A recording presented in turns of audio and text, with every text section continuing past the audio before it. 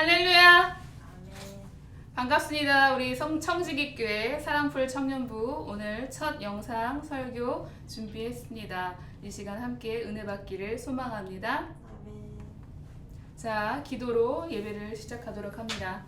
사랑의 하나님 감사합니다. 이 시간 우리 청년부 함께 말씀을 나눕니다. 말씀이 선포될 때 저희들의 마음에 집중을 할 수 있도록 하나님만 바라볼 수 있게 하시고, 또한 말씀이 선포될 때 저희들의 듣는 귀를 허락하시고, 또한 열린 마음을 허락하여 주시고, 또한 그 말씀을 받아 삶에 잘 적용할 수 있게 도와주시고, 하나님의 모습을 닮아갈 수 있는 우리 사랑풀 청지기 공동체 될 수 있게 주님 도와주시옵소서. 시작하는 시간입니다. 마치는 시간까지 붙들어 인도하여 주실 것을 믿사오며 모든 말씀 예수님의 이름으로 기도합니다. 아멘. 자, 오늘의 설교 제목은 한번 읽어볼까요? 시작! 언어의 영성. 오늘 주신 말씀은 잠언입니다. 성경책 잠언 25장 11절에서 15절 말씀입니다. 찾으셨으면 아멘. 아멘. 자, 함께 교독하고 마지막은 합독하도록 합니다. 경우에 합당한 말은 먼저 읽을게요. 경우에 합당한 말은 아로새긴 은쟁반의 금사관이라. 슬기로운 자의 책망은 청종하는 귀의 금고리와 정금 장식이니라. 충성된 사자는 그를 보낸 이에게 마치 추수하는 날에 얼음냉수 같아서 능히 그 주인의 마음을 시원하게 하느니라. 선물한다고 거짓 자랑하는 자는 비 없는 구름과 바람 같으니라. 같이 오래 참으면 관원도 설득할 수 있나니 부드러운 혀는 뼈를 깎느니라. 아멘. 자, 오늘의 설교 제목은 언어의 영성이라고 잡아봤습니다. 언어의 영성은 실제로 책 제목이기도 해요. 어떤 목사님이 진재영 목사님께서 언어의 영성이라는 책을 쓰셨죠. 언어의 영성이라고 되어 있는데, 자, 에네르 게이아라는 말을 혹시 들어보셨나요, 우리 청년들? 아니요. 저는 왜 기억이 날까요? 고등학교 때 국어 시간에 에네르 게이아라는 말을 배웠어요. 그래서 그때 되게 인상적이었던 걸로 기억이 나는데, 이 에네르 게이아는 아리스토텔레스 철학자가 말했던 이야기인데, 이게 무슨 뜻이냐면 말은 이뤄내는 힘을 가졌다는 뜻이에요. 말은 이뤄내는 힘을 가졌대요. 멋진 말이죠. 그래서 이 언어의 영성 말씀에 한번 넣어봤습니다. 자, 말의 권세라고 되어 있죠. 말에는 권세가 있습니다. 말에는 어떤 권세가 있냐면, 하나님께서 누구에게만? 인간들, 사람들에게만 주신 축복이기도 하죠. 하나님이 처음에 태초에 세상을 창조할 때 하나님 말씀으로 창조했어요. 빛이 있으라, 그렇죠? 이렇게 창조했죠. 그리고 또 우리 만물의 영장이라고 하죠. 우리 사람들만이 언어를 사용할 수가 있어요. 동물들도 그들의 언어를 사용할 수 있지만 그들은 소통할 수 있는 언어이고, 우리가 쓰는 언어는 이루어내는 힘까지 가졌다는 거죠. 자, 말씀으로 세상을 창조하셨고, 말씀을 한 번 더 찾아보도록 합니다. 잠언 18장 20에서 21절도 찾아보도록 하겠습니다. 자, 말씀을 찾았으면 아멘. 아멘. 네, 두 구절이니까 함께 합독합니다. 시작! 사람은 입에서 나오는 열매로 말미암아 배부르게 되나니 곧 그의 입술에서 나는 것으로 말미암아 만족하게 되느니라. 죽고 사는 것이 혀의 힘에 달렸나니 혀를 쓰기 좋아하는 자는 혀의 열매를 먹으리라. 아멘. 정말 이 잠언에서는 아주 귀한 말들이 많은데요. 혀라고 되어 있죠. 혀. 자, 우리 혀는 어떤 역할을 하냐면, 어때요? 말을 할 때 도와주는 역할을 하기도 하지만, 첫 번째, 병원에 갔을 때 때로는 의사분들이 혀를 내밀어 보라고 할 때가 있어요. 혀 내밀어 보세요. 그 혀를 보면 의사분들은 진단하죠. 아, 어디가 약하구나. 두 번째, 혀의 역할, 영혼의 상태를 진단하는 도구이기도 합니다. 누군가가 그 사람이 하는 말들을 보면 그 영혼을 진단할 수가 있어요. 왜냐면 혀도 뭐예요? 작은 지체. 야고보서 3장 5절 말씀에 보면 혀도 하나의 지체래요. 우리 몸의 일부이기도 하죠. 자, 근데 아주 작지만, 어때요? 혀는 아주 작지만 크기와 달리 놀라운 힘을 가지고 있죠.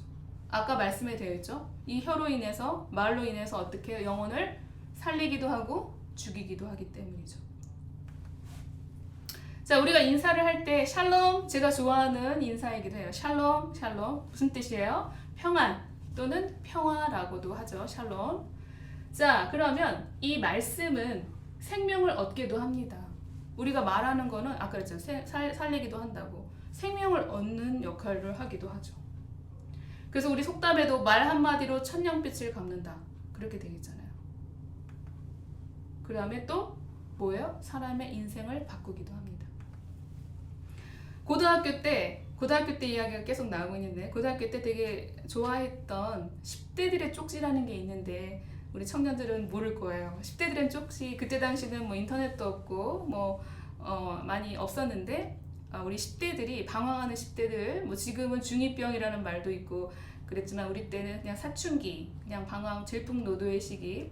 그때 그럴 때 이제 위안이 됐던 쪽지, 정말 쪽지 모양의 약간 전기 간행물 같은 게 있었어요. 그래서 이 10대들의 쪽지의 발행인 김형모 씨가 있었는데 그때 당시 이 김형모 씨가 이것도 해도 안 되고 저것도 해도 안 되고 뭐든지 다 안 되는 거예요. 실패만 하는 거예요. 그래서 내가 잘하는 게 뭐지? 근데 내가 잘하는 건 없고 그냥 좋아하는 게 있는데 그래서 글씨 쓰는 걸 좋아했죠. 그래서 뭔가 이렇게 습작을 해서 어떤 출판사에 갖다 냈는데 이제 출판사 사장님이 딱 보더니 오, 재능 있네. 이 길로 갑시다. 그래가지고 이 김영모라는 사람은 내가 글 쓰는 것에 달란트가 있구나, 재능이 있구나 생각을 하고 이 결국 10대들의 쪽지의 발행인이 되죠. 발행인이 되고 나중에는 사역자가 되기도 하시는데 나중에 이제 성공하시고 찾아갔죠.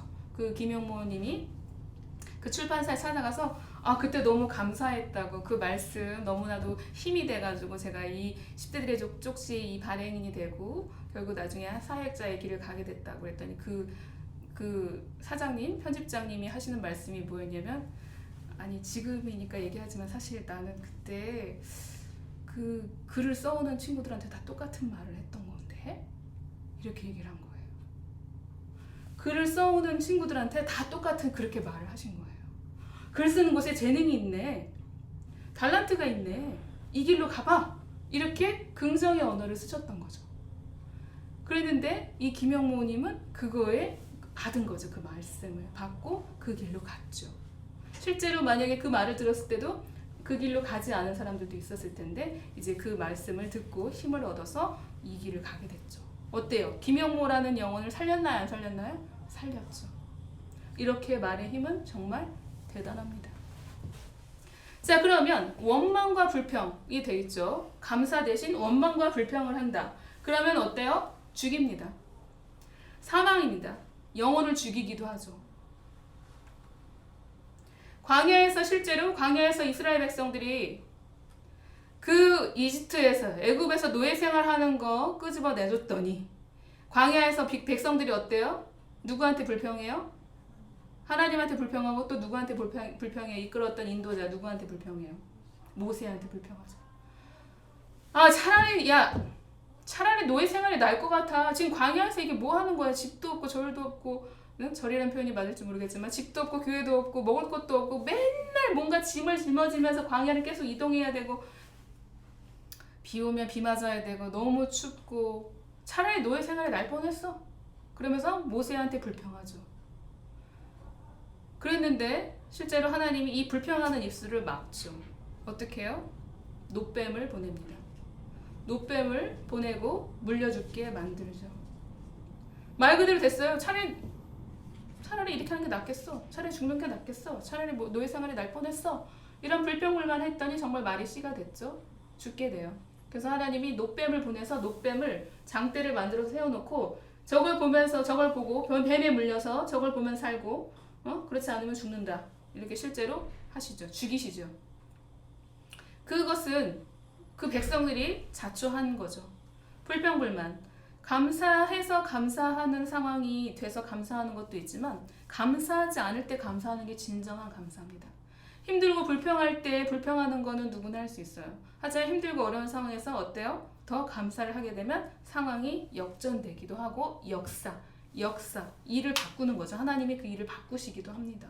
그렇기 때문에 우리가 힘들고 어려운 일이 있을 때 불평불만하지 않아야 돼요.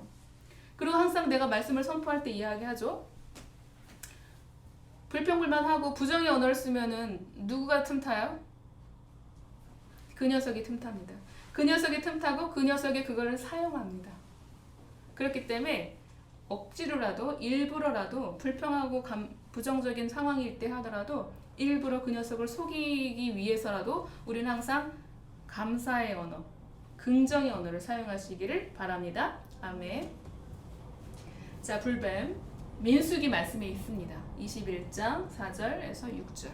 궁금하신 분들은 찾아보셔도 됩니다. 자, 그러면 우리는 믿는 사람이기 때문에 어떤 말을 써야 되냐면 믿음의 언어를 써야 돼요. 믿음의 말. 믿는 자에겐 능치 못함 없잖아. 너 하나님을 믿는데 너 뭐가 걱정이야? 우리 말씀에도 있잖아. 아무것도 걱정하지 말라잖아. 우리는 저기 날아다니는 새도, 공중에 날아다니는 새도 먹여 살리는데 뭐가 걱정이야? 하나님 우리를 죽이시게 하겠어? 굶어 죽게 하겠어? 이렇게 믿음의 말을 사용하시기 바랍니다. 긍정의 언어, 긍정의 말. 그 다음에 믿음의 말. 부정적인 언어로 누가 달겨든다. 주가 나한테 막 이렇게 부정적인 말로 자꾸 이야기를 한다. 그러면 성경 말씀으로 하세요. 믿음의 언어로 맞받아치세요. 믿는 자에게 능치 못함 없다잖아. 우리는 하나님의 자녀야.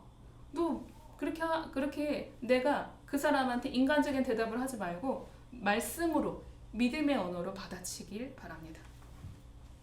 실제로 여호수아 갈렙이 어땠냐면 거기 가나안 땅으로 가라.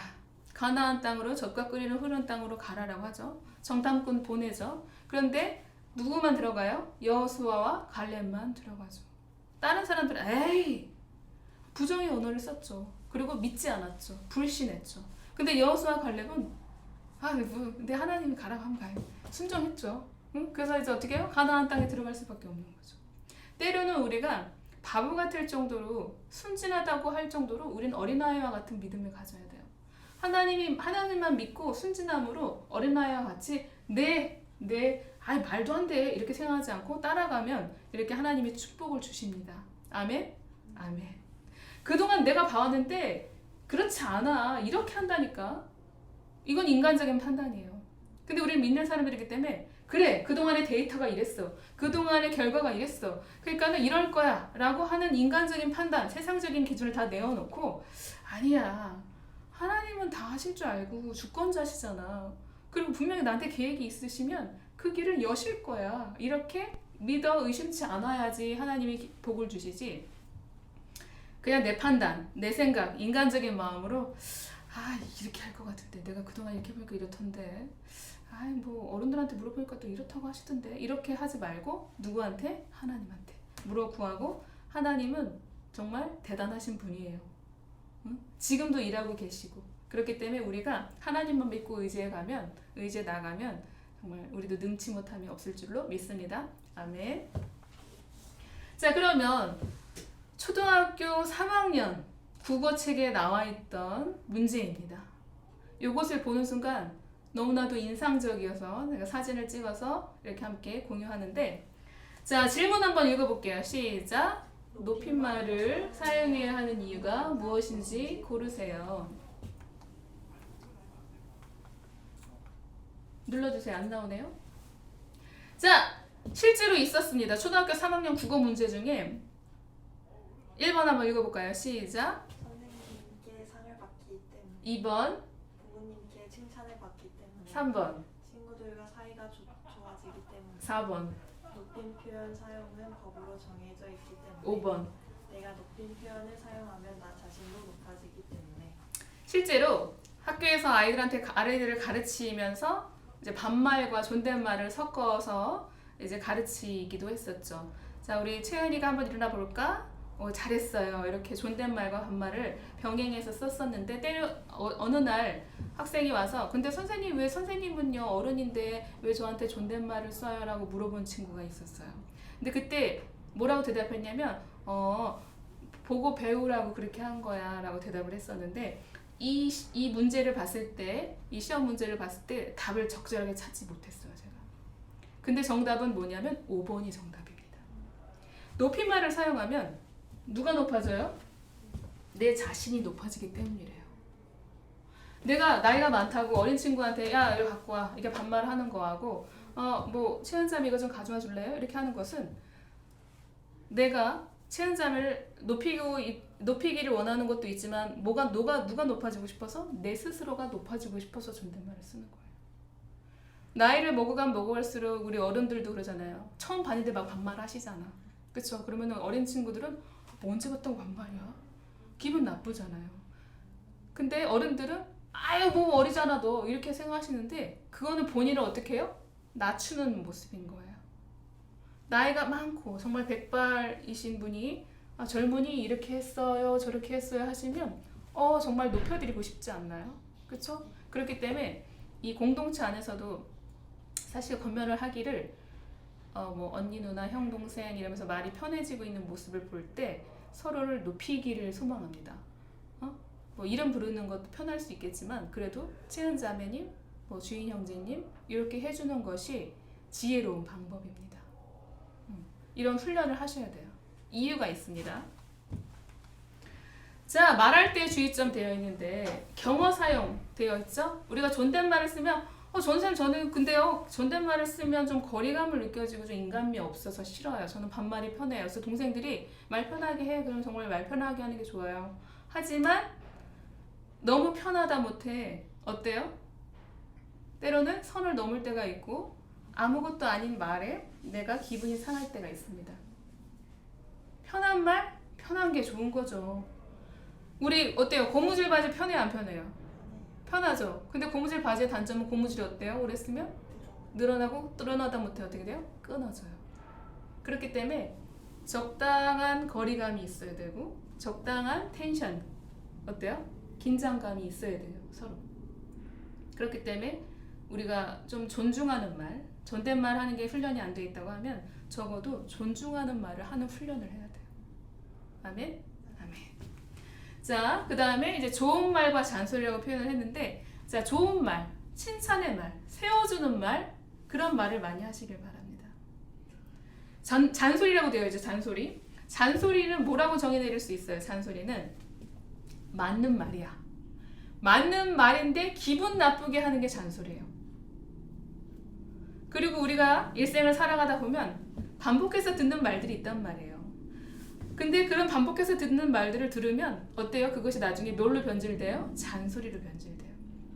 이미 당사자들은 너무 잘 알고 있어. 너 왜 이렇게 게을러?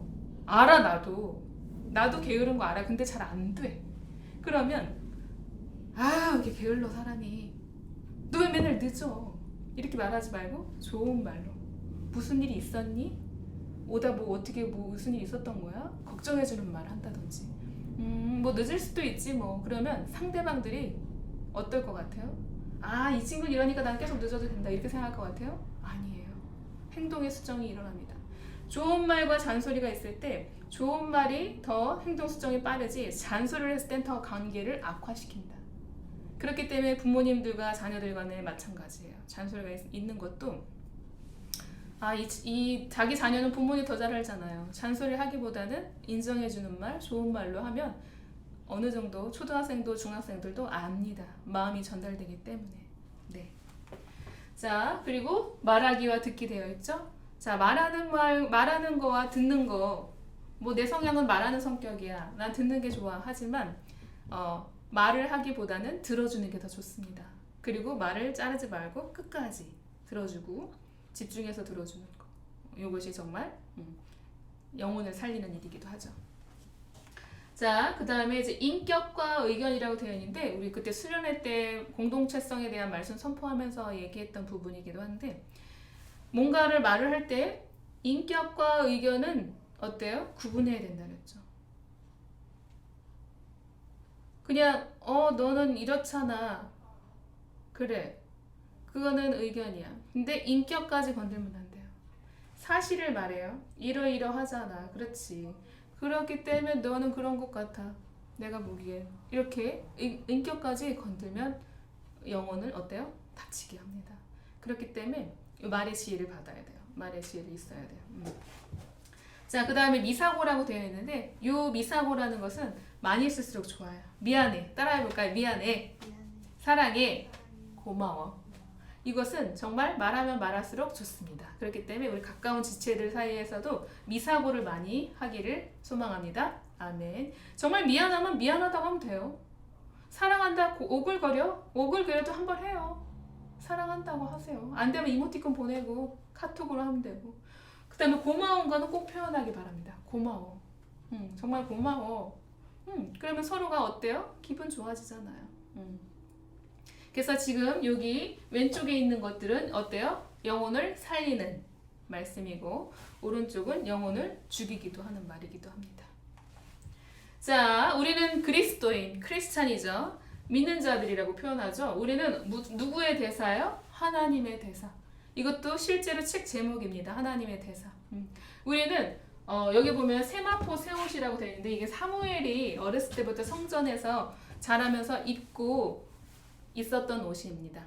우리 경찰들 보면 경찰 조끼 입잖아요. 막 교통 정리하시는 분은 공사장들 연두색 조끼 입고 있는데 우리가 그리스도의 옷을 입었다고 생각하세요. 크리스찬의 옷을 항상 입고 있어. 그래서 나 저 크리스찬이지. 나 하나님의 대표. 그렇기 때문에 이미 알고 있어. 친구들이 나 교회 다니는 거 하나님의 자녀인 걸 알고 있어. 그럼 내가 하는 말, 내가 하는 행동, 내가 하는 눈빛 다 하나님의 영광을 드러낼 수도 있고 가리울 수도 있기 때문에 우리는 항상 조심해야 돼요. 그래서 우리는 몇 시간 근무 중? 24시간 근무 중. 그리고 또 선교사, 목회자 뿐만이 아니에요. 크리스찬, 믿는 사람들, 이런 모든 사람들 모두 다 24시간 근무 중이라는 거 잊지 않고 근무 중이 아닌 상황은 없죠. 그렇기 때문에 우리가 믿음은 항상 저는 모태신앙이고요. 3대째 믿는 가정이고요. 뭐 예배 거의 안 빠지고요. 교회 일도 되게 열심히 해요. 섬김도 많이 하고요. 찬양대도 하고 교사도 하고 막 교회 일은 뭐 항상 우선이에요. 이렇게 하는 거가 다가 아니에요. 항상 믿음은 뭐가 따라줘야 돼요? 행동에 따라줘야 돼요. 행함이 없는 믿음은 어떤 믿음이에요? 죽은 믿음이에요. 안 믿는 자들은 어떤 걸 봐요? 그 사람의 행동을 봐요. 그 사람의 언어를 봐요. 그래서 저 친구는 정말 하나님을 믿는 자들구나. 저 친구는 교회 다니는 것 같은데 왜 저렇게 본이 되지 않을까? 그러면 뭘 가리는 거야? 하나님의 영광을 가리는 거야.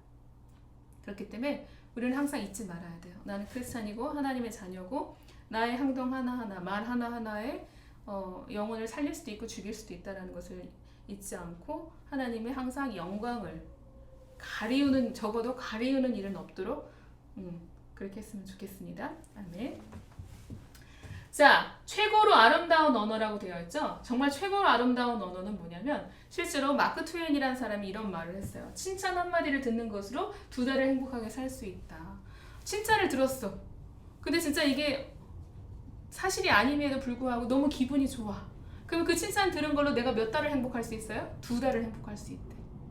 그러면 이게 얼마나 기쁜 선물이에요. 그리고 얼마나 최고로 아름다운 말이에요. 그렇기 때문에 우리 지체들이 서로 세워주는 말을 많이 했으면 좋겠어요.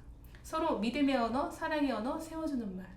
근데 약간 막 내일 깎는다든지 뭐 재미있게 하려고 우스갯소리를 뭐 그런 재미있게 한다든지 왜곡한다든지 그런 언어는 절대 쓰지 않길 바랍니다. 어차피 말할 거면 어차피 칭찬해 줄 거면 팍팍 쓰세요. 그러면 그 영혼이 2달은 행복할 수 있대잖아요. 이게 어려운가요? 오글거려요? 듣는 사람 오글거리고 내가 말하는 사람도 습관이 안 돼서 오글거려요. 그래도 몇 초만 참으면 돼요? 길어야 10초. 10초만 참으면 돼요. 너 정말 어제도 되게 이쁘게 입었는데 오늘 더 이쁘다. 이렇게 하는 거. 어제 피부 좋아 보이는데 오늘 더 좋아지고 있네? 뭐 기분 좋은 일 있어? 뭐 이런 식으로. 기쁨의 언어를 쓰면 나도 기분 좋아지고 그러면은 처음에는 어색할 수 있어요. 너 왜 이래? 너 뭐 먹고 싶은 거 있니? 아니야. 그게 1회로 끝나면 그럴 수 있어요. 하지만 그게 계속 반복이 되면 정말 이게 진심이구나. 그리고 이게 진짜 진심인지 아닌지는 상대가 더 잘 알아요. 진심은 전달되기 때문에. 그래서 우리 공동체에서 서로 세워주는 말을 훈련을 했으면 좋겠어요. 아멘? 아멘. 자, 기도로 이제 나아갈 텐데 제가 이게 청년부 공동체에 와서 제일 자주 하는 말 중에 하나가 일단 언어의 정결 작업을 했으면 좋겠다고 말하고 우리가 서로 모국어가 다른 것 같아요. 여기서 말하는 모국어는 우리가 한국어지만 내가 내 가정에서 내 부모한테 배웠던 그 언어가 모국어예요. 그 모국어를 가지고 이방 땅에 다른 나라에 와서 우리가 멜팅팟처럼 이렇게 모여 사는데 나는 그런 뜻으로 한 게 아닌데 상대가 오해를 해. 왜냐면 내가 모국어를 쓰고 있기 때문에. 그리고 쟤는 왜 나한테 저런 말을 할까? 왜냐면 그 사람은 그 사람의 모국어를 쓰고 있기 때문에 그런 거예요. 그러면 우리가 언어의 통일을 해야 돼요. 그 언어의 통일은 바로 긍정의 언어인 거예요. 응? 왜냐면 우리가 공동체이기 때문에 내 것만 주장할 수 없어요. 우리가 사랑의 공동체가 협력의 선을 이루려면 일단 언어가 소통이 돼야 돼요. 바벨탑이 무너져서 언어가 달라져서 무너진 것처럼 언어가 하나가 돼야 일을 할 수 있어요. 우리도 언어가 하나가 돼야 하나 될 수 있습니다. 그렇기 때문에 하나의 공통 언어를 긍정의 언어로 믿음의 언어로 바꾸고 싶습니다. 그래서 우리 사랑풀 청년부 공동체들이 서로 언어를 할 때 믿음의 언어, 긍정의 언어, 세워주는 말 이걸로 하나를 통일하기를 소망합니다. 그래서 우리가 정말 이름이 명실상부한 사랑풀 청지기 공동체가 되기를 함께 협력해서 기도하도록 하겠습니다. 아멘. 제가 기도합니다. 할렐루야. 사랑의 하나님 감사합니다. 이 시간 말씀 감사합니다. 저희들에게 주신 말씀 마음판에 새기도록 하겠습니다. 하나님은 사랑의 하나님이라 했으니 저희들도 우리 공동체를 서로 사랑하게 하시고 각각 지체끼리 서로를 섬기며 아끼며 사랑하고 세워주는 언어를 사용할 수 있게 주님 도와주시고 저희들의 언어가 불평불만의 언어가 아니라 감사의 언어로 바뀔 수 있게 주님 도와주시고 서로를 내 몸과 같이 아끼고 사랑하고 세워주는 그런 진정한 명실상부한 사랑의 공동체가 되기를 소망합니다. 아무리 천사의 말을 한다 할지라도 사랑이 없으면 울리는 꽹과리를 하였사오니 저희들이 정말 진심을 담아서 서로 섬기며 아끼고 사랑할 수 있도록 주님 도와주시옵소서. 감사합니다. 예수님의 이름으로 기도합니다. 아멘. 자, 오늘 설교를 바탕으로 설교 나눔지가 나갑니다. 설교 나눔지가 나가면 한 주 동안 묵상을 하고 말씀 묵상을 하고 또 하나님이 주시는 마음을 잘 정리를 해서 이제 삶에 적용을 할 텐데 주일날 우리 함께 나눴으면 좋겠어요. 그래서 우리 청년부 공동체가 정말 말씀으로 듣는 걸로 끝나는 것이 아니라 우리가 삶에 잘 적용을 할 수 있기를 소망합니다. 아멘. 자, 주기도문으로 우리 예배를 마치도록 합니다. 너희는 이렇게 기도하라. 하늘에 계신 우리 아버지여, 이름이 거룩히 여김을 받으시오며 나라가 임하옵시며 뜻이 하늘에서 이루어진 것 같이 땅에서도 이루어지이다. 오늘 우리에게 일용할 양식을 주옵시고 우리가 우리에게 죄 지은 자를 사하여 준 것 같이 우리의 죄를 사하여 주옵시고 우리를 시험에 들게 하지 마옵시고 다만 악에서 구하옵소서. 나라와 권세와 영광이 아버지께 영원히 있사옵나이다. 아멘. 자, 우리 사랑풀 청년부 공동체 예배를 마칩니다. 한 주간도 승리하길 바랍니다. 아멘.